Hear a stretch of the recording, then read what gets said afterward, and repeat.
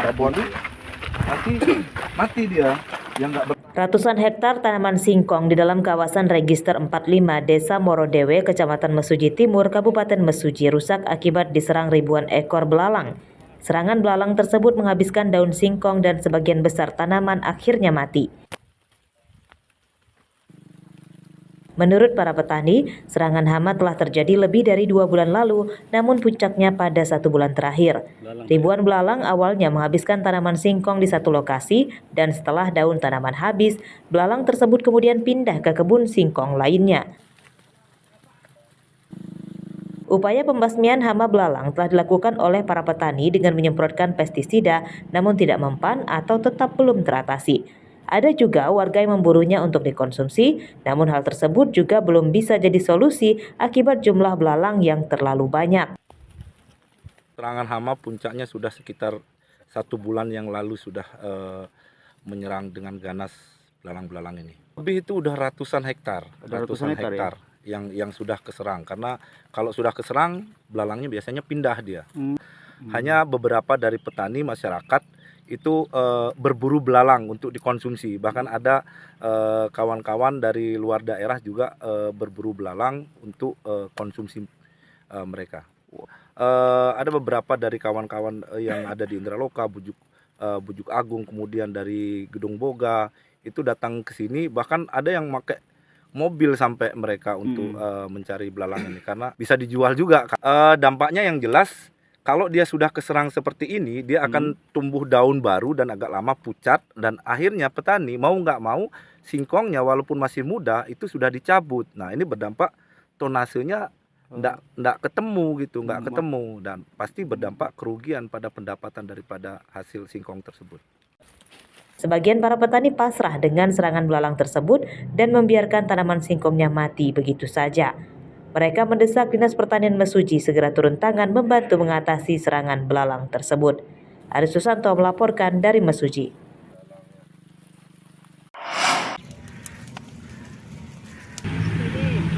Harga cabai rawit anjlok dan kini berada di level terendah sepanjang tahun 2024. Harga cabai rawit di tingkat petani yang dibeli tengkulak hanya di kisaran Rp10.000 per kilogram. Anjloknya harga cabai rawit menyebabkan para petani terpuruk. Di antaranya para petani di Desa Wates, Kecamatan Balik Bukit, Lampung Barat. Mereka menyatakan pada tahun ini harga cabai rawit belum pernah serendah seperti sekarang. Sebab sebelumnya sempat Rp20.000, namun harganya kembali naik. Harga cabai Rp10.000 membuat para petani merugi karena tidak sesuai dengan tingginya harga pupuk dan obat-obatan tanaman. Para petani menduga penyebab anjloknya harga cabai akibat waktu panen yang bersamaan sehingga stoknya di tingkat tengkulak dan pedagang melimpah. Di sini 10.000, Mas. 10.000 per kilo? Per kilo. Itu lagi naik apa lagi turun? Lagi turun lah, Mas. Memang sebelumnya harganya berapa? Kemarin sempat 30, 35. Oh, udah turun drastis ya? Drastis sih. Gimana turun drastis perasaannya selaku petani cabai ini? Ya, sedih lah, Mas. Modalnya udah banyak. Jadi harganya anjlok. Anjlok ya? Sudah berapa lama harga 10.000 ini? Sekitar 2 mingguan kayaknya. 2 mingguan ini ya? Jadi kan harga sekarang 10.000. Gimana modal kita? Balik belum? Belum lah, Mas. Belum. Masih ya? Jauh. Masih jauh. Kira-kira kalau harga yang sudah dapat untung selaku petani harga berapa? Gimana tuh? Yang standar? Standar di atas 25 lah. Sementara itu, pantauan harga cabai rawit di Pasar Liwa, Lampung Barat pada Minggu pagi di kisaran Rp15.000 per kilogram.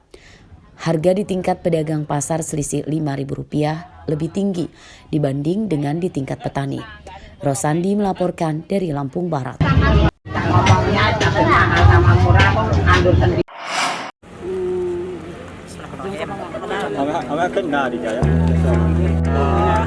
Jika Anda hobi makan pisang, jangan buru-buru buang kulitnya ya.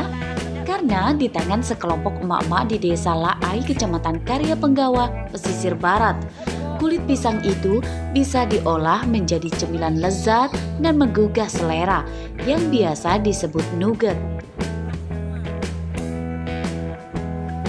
Selain diklaim kaya karbohidrat, nugget kulit pisang diyakini memiliki gizi yang baik. Emak-emak kelompok UMKM desa kini mengembangkannya untuk dijual. Mereka mendapat pendampingan dari mahasiswa yang menjalani kuliah kerja nyata. Pembuatan nugget dari kulit pisang cukup mudah dan praktis.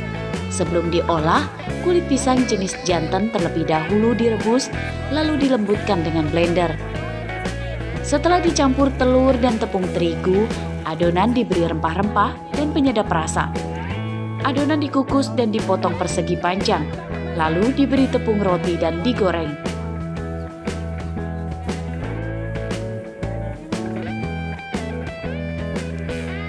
Kulit pisang dan juga nugget kulit pisang. Kenapa kulit pisang yang digunakan? Karena kulit pisang mengandung cukup banyak karbohidrat, mineral dan juga vitamin. Selain itu, pembuatan cucu gigi ini dapat membantu pengembangan dari UMKM yang ada di Desa Laai. Jika nugget sudah dikemas, orang tidak menyadari jika mereka tengah menyantap kulit pisang. Inovasi ini diyakini mampu membantu mengembangkan UMKM desa. Apalagi bahan mentahnya mudah didapat. Usaha untuk bersinergi dan memberikan motivasi pada ibu itu, pertama kami akan mengalokasikan anggaran untuk UMKM yang ada di Desa Laai ini, dan keduanya juga kami pengenlah ada dukungan atau motivasi dari pemerintah daerah maupun pemerintah pusat bagaimana supaya UMKM yang ada di Perlaka Desa Laai ini tambah maju. Selain secara daring, pemerintah desa membantu memasarkan nugget kulit pisang dengan mengikuti pameran yang digelar Pemkab. Rosandi melaporkan dari pesisir barat.